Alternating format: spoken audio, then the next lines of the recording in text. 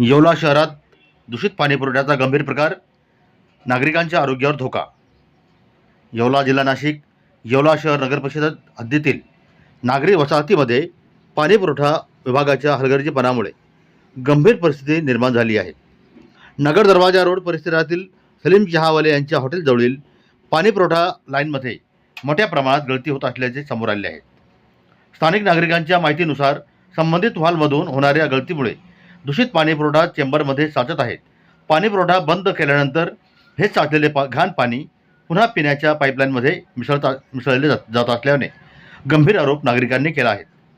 यामुळे परिसरातील नागरिकांना विविध संसर्गजन्य व असाध्य आजारांचा धोका निर्माण झाला आहे।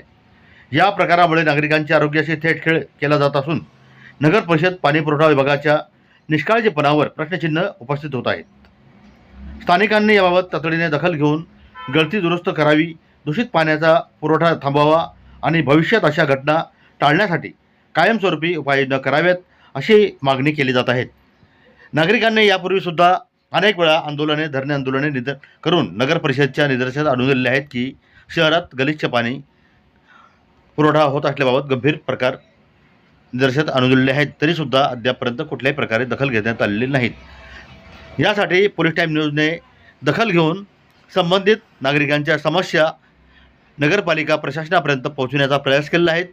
बघूया नगर परिषद प्रशासन किती वेळेत संबंधित पाणी पुरवठ्यासंदर्भात ज्या ठिकाणी असे वॉल लिकेज आहेत यासाठी नगरपालिका प्रशासन येवला यांनी त्वरित शहरातील इतरही ठिकाणी योग्य त्या पद्धतीने पाहणी करून टेक्निकल विभागास पाचारण करून संपूर्ण शहरातील पिण्याच्या पाण्याचे वॉल आणि या ठिकाणी साचणारे पाणी खरंच या पाईपलाईनमध्ये पुन्हा परत विसर्ग होतो का, ज्यामुळे नागरिकांच्या आरोग्यास वारंवार धोका निर्माण होण्याचे प्रश्नचिन्ह प्रशासनासमोर येत आहेत, ज्यामुळे रोगराई पसरवण्याचा धोका निर्माण झालेला आहे। पोलीस टाईम न्यूज 24 साठी काजी सलीम येवला। धन्यवाद।